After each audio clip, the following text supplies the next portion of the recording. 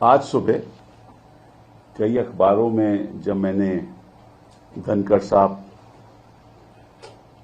का जो वक्तव्य था, जो स्पीच थी, वो पढ़ा तो मुझे दुख भी हुआ और आश्चर्य भी हुआ, क्योंकि जुडिशियल इंस्टीट्यूशन, चाहे वो सुप्रीम कोर्ट हो, चाहे वो हाई कोर्ट्स सारे देश में हो, उनके ऊपर आज के दिन भी अगर किसी संस्था पे विश्वास है तो जुडिशरी पे है। और मुझे ऐसा लगता है कि जब कुछ सरकार के लोगों को जुडिशरी के निर्णय पसंद नहीं आते तो फिर वो आरोप लगाना शुरू कर देते हैं कि ये हद से बाहर है, और जब उनको पसंद आते हैं तो फिर विपक्ष को कहते हैं ये तो सुप्रीम कोर्ट ने फैसला किया। कोई सवाल उठाए 370 पे तो ये तो सुप्रीम कोर्ट का फैसला था। राम जन्मभूमि की जजमेंट पे सवाल आए तो ये तो सुप्रीम कोर्ट का फैसला था, ये तो सुप्रीम कोर्ट का फैसला था। और अगर हाल ही में जस्टिस पारदीवाला की जजमेंट आई तो ये कैसे सुप्रीम कोर्ट कर सकती है। मतलब कि जो आपको जजमेंट सही नहीं लगे, आपके सोच के अनुसार नहीं हो, तो वो तो गलत है, और जो आपके सोच के अनुसार है वो ठीक है। और एक कॉन्स्टिट्यूशनल फंक्शनरी को ऐसी बात कहनी मैं समझता हूं उचित नहीं है। मैं उनका बड़ा आदर करता हूं, लेकिन आपने कह दिया कि article 142 is nuclear fissile material, nuclear missile. ये कैसे कह सकते हैं आप? आपको मालूम है कि आर्टिकल 142 के द्वारा सुप्रीम कोर्ट को संविधान ने यह हक दिया है। ये किसी सरकार ने हक नहीं दिया, संविधान ने हक दिया है टू डू कंप्लीट जस्टिस। पहली बात ये। दूसरी बात, और ये मैं देश की जनता को बताना चाहता हूं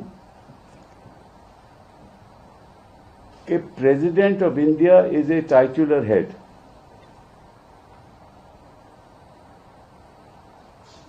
जब प्रेसिडेंट अपनी फंक्शंस करती हैं, वो कैबिनेट की एडवाइस के अनुसार करते हैं।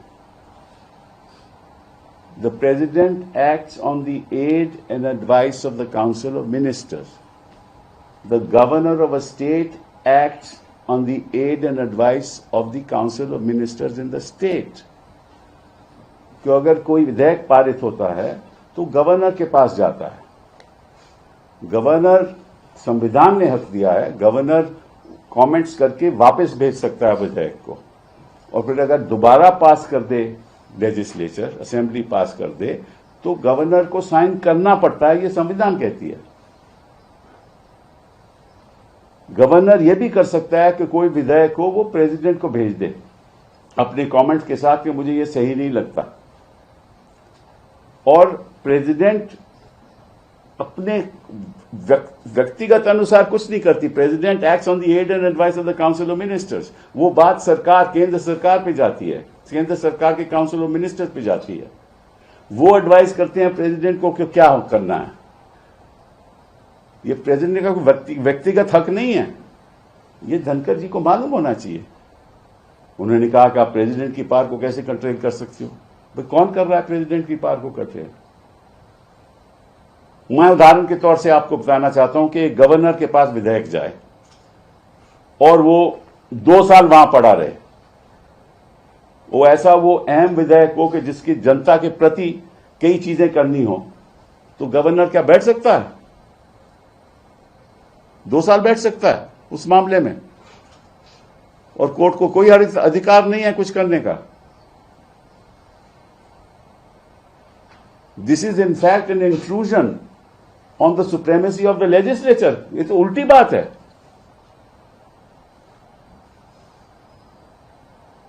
पार्लियामेंट अगर बिल पास करे, क्या प्रेसिडेंट उसमें बैठ सकते हैं कि मैं साइन नहीं करेंगे? और अगर साइन नहीं करें तो किसी को अधिकार है कि नहीं कि भैया ये ऐसा अहम बिल है, कोई टेररिज्म पे बिल पास हो या किसी और चीज पे बिल पास हो, प्रेसिडेंट ये तो नहीं कह सकता मैं साइन नहीं करते। हाँ, कमेंट्स लेके वापस भेज सकते हैं, दोबारा पास हो, president has to sign. That ये तो संविधान की परंपरा है, ये अदालतों ने डिसाइड कर लिया है ऑलरेडी।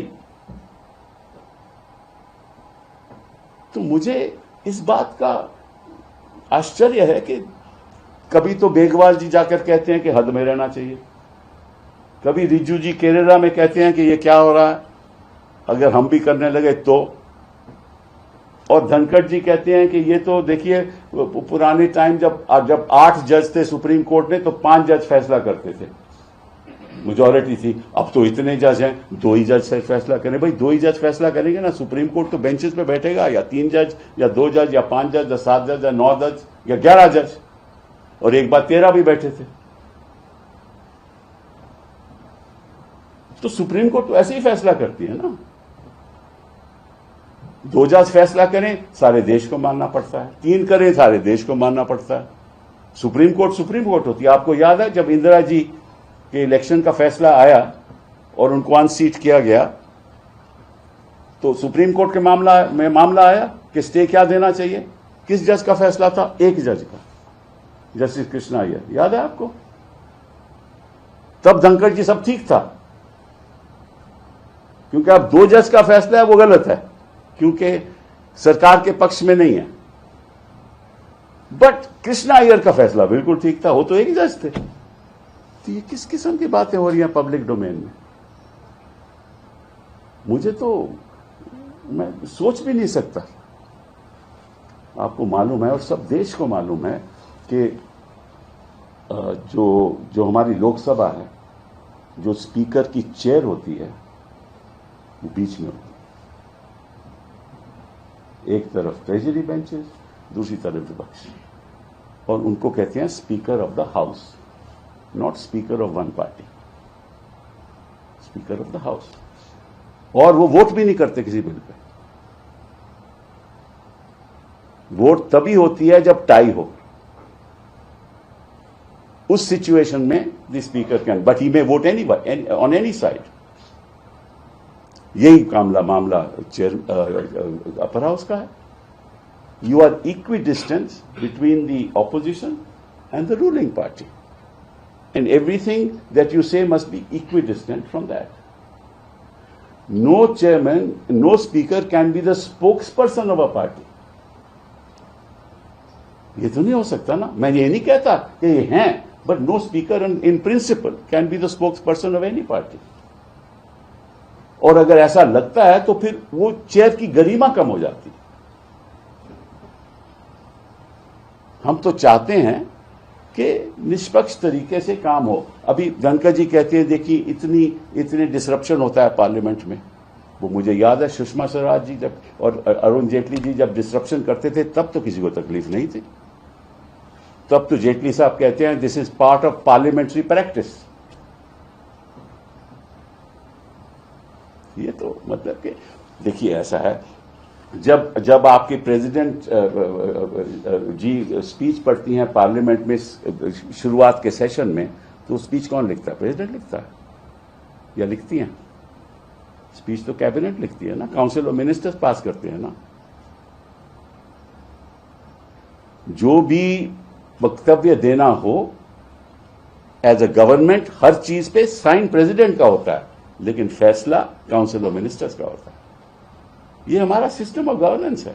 अगर आपको कोई तकलीफ भी है किसी फैसले से तो उसको रिव्यू कीजिए। उसकी रिव्यू एक तरीका है ना, रिव्यू डालिए। अगर रिव्यू ठीक नहीं होता तो आगे भी हो सकता है। और अगर आपको लगता है कि इसमें बड़े कोई प्रॉब्लम्स आ जाएंगी तो आर्टिकल 143 के अंतर्गत आप एडवाइजरी ओपिनियन ले लीजिए सुप्रीम कोर्ट से। एडवाइजरी ओपिनियन ले लीजिए सुप्रीम कोर्ट से, ये भी आपको रास्ता है। और अगर इनके पास तो बड़े बड़े वकील, ऐसे काबिल वकील हैं जो हम बता देंगे इनको क्या करना क्या नहीं चाहिए। लेकिन एक ऐसा वक्तव्य देना कि अब article 142 is nuclear missile. What was a nuclear missile was नोटबंदी, not 142. कि आपने सारी समस्या खत्म कर दी लोगों की आर्थिक समस्या में। गरीब लोग के पास पैसा नहीं रहा कि तब तो कोई तकलीफ नहीं किसी को हुई। और साथ में आपने और कुछ बड़ा कुछ कह दिया। आपने अपनी स्पीच में 1982 की बात की, 84 की बात की। आपने अपनी स्पीच में 1984 की बात की, 2002 की तो नहीं की। आपने इमरजेंसी की बात की, जो कॉन्स्टिट्यूशनली डिक्लेयर्ड इमरजेंसी, जिसके एडीएम जबलपुर ने जिसको अपहोल्ड किया। आपने अनडिक्लेयर्ड इमरजेंसी की तो बात ही नहीं की। ये भी तो इमरजेंसी चल रही है ना।